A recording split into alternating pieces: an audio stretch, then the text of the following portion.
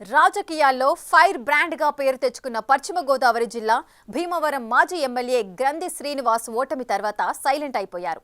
వైసీపీకి దూరం జరిగిన ఆ కాపు నాయకుడు ఇంతవరకు ఏ పార్టీలో చేరబోతున్నారన్న దానిపై క్లారిటీ ఇవ్వడం లేదు. క్షత్రియ రాజులు ఇలాఖాగా ఉన్న భీమవరం రాజకీయాన్ని కాపు సామాజిక వర్గం పరం చేసిన గ్రంథి ఇంకా ఎంతకాలం మౌనంగా ఉంటారనేది సర్వత్రా చర్చనీయాంశంగా మారింది.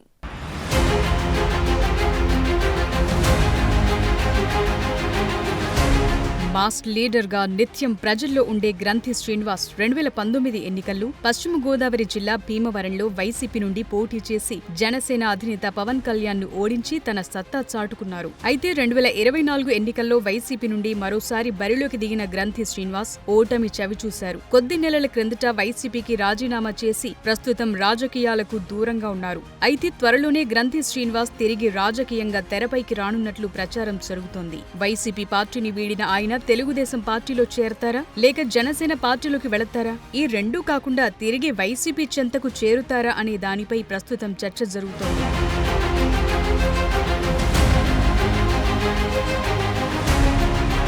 గ్రంథి శ్రీనివాస్ కాంగ్రెస్ పార్టీతో పొలిటికల్ ఎంట్రీ ఇచ్చారు. 2004 ఎన్నికలకు ముందు కాంగ్రెస్ భీమవరం టౌన్ అధ్యక్షుడిగా ఉన్న గ్రంథి శ్రీనివాస్ 2004లో ఎమ్మెల్యేగా పోటీ చేసి తెలుగుదేశం సీనియర్ నాయకులు పివి నరసింహరాజు మీద గెలుపొందారు. వాస్తవానికి అప్పటి వరకు భీమవరం నియోజకవర్గం రాజకీయమంతా క్షత్రియ రాజుల చుట్టే తిరిగేది. గ్రంథి శ్రీనివాస్ కు ఉన్న మాస్ ఇమేజ్ తో క్షత్రియుల చేతి నుండి భీమవరం నియోజకవర్గం కాపుల చేతుల్లోకి మారింది. 2009లో కాంగ్రెస్ పార్టీ నుండి టికెట్ రాకపోవడంతో ఆయన పోటీకి దూరంగా ఉన్నారు.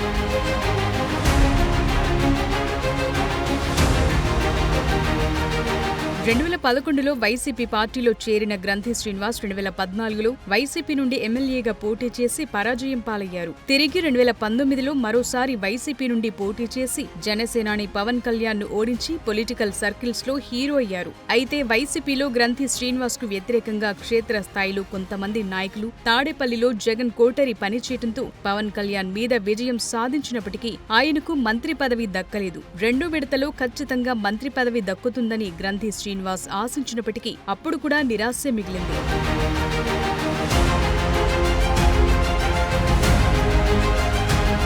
అయితే ఆ సమయంలో అనేక మంది సన్నిహితులు వైసీపీని వీడాలని గ్రంథి శ్రీనివాస్ కు సూచించినప్పటికీ ఆయన వినలేదు. చివర్లో ఎన్నికలకు 4-5 నెలల ముందు తెలుగుదేశం పార్టీ నుండి గ్రంథి శ్రీనివాస్ కు ఆహ్వానం కూడా వెళ్లిందట.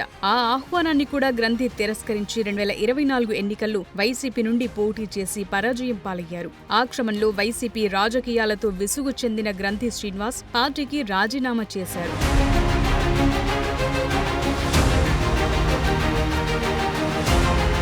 ప్రస్తుతం భీమవరం నియోజకవర్గంలో గ్రంథి శ్రీనివాస్ రాజకీయ భవిష్యత్పై కూటమి నాయకులు రకరకాల ప్రచారాలు చేస్తున్నారు. తెలుగుదేశం పార్టీలోకి వస్తారని కొంతమంది, కాదు జనసేన పార్టీలో చేరతారని మరికొంతమంది బహిరంగంగానే వ్యాఖ్యానిస్తున్నారు. అయితే ఇప్పటి వరకు గ్రంథి శ్రీనివాస్ నోరు విప్పటం లేదు. సామాజిక పరంగా, ఆర్థికంగా ఉభయ గోదావరి జిల్లాలోని గ్రంథి శ్రీనివాస్ అంటే ఒక బ్రాండ్ ఉంది. కూటమి నాయకులు తమ పార్టీలోకి ఆహ్వానిస్తున్నప్పటికీ ఆయన ఎందుకు ఇంకా నిర్ణయం తీసుకోవటం లేదు అని చర్చ జరుగుతోంది.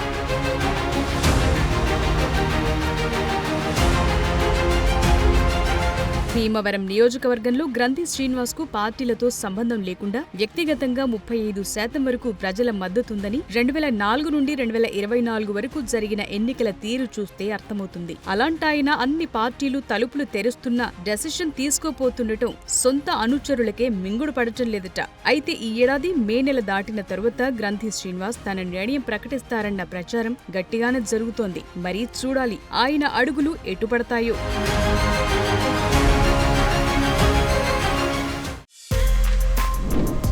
For more videos like this, subscribe Big TV channel.